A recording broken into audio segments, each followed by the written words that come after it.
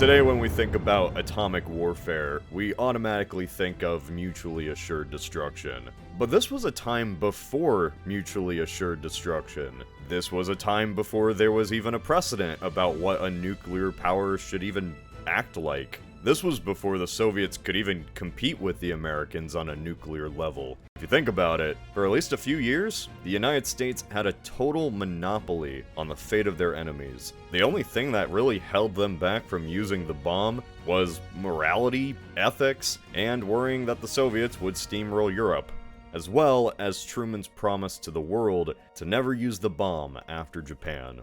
This was also that brief moment after World War II where the US and its allies didn't really face any major threats. That was until North Korea invaded. For the first time in human history, there was the question of whether a country should hold itself back. If the US has nuclear weapons, should it use them? Could nukes be used as tactical weapons against an aggressor? The answer in our timeline was debated throughout the whole war. Like, you probably know about MacArthur wanting to turn a chunk of Manchuria into a sea of radioactive cobalt. And yeah, he was fired for that. But this wasn't the only time nukes were considered. Truman had 20 nuclear-capable bombers stationed in Guam in 1950, with the only thing missing for a nuclear strike being the plutonium core of the bombs.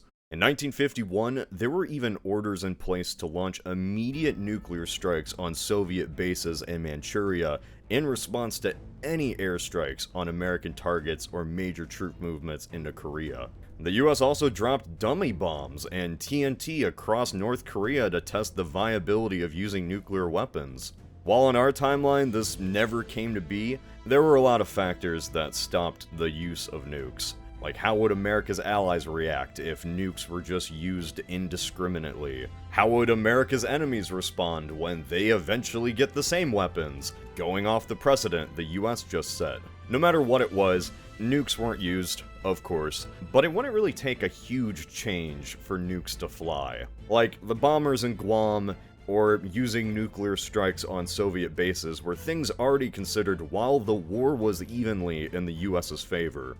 So what if the war wasn't in America's favor? Say the North Koreans have slightly more insight and decide to place naval mines at Incheon. Say they defend the beaches even a little bit better than they did in our timeline. Say the US's attempted landings fail miserably,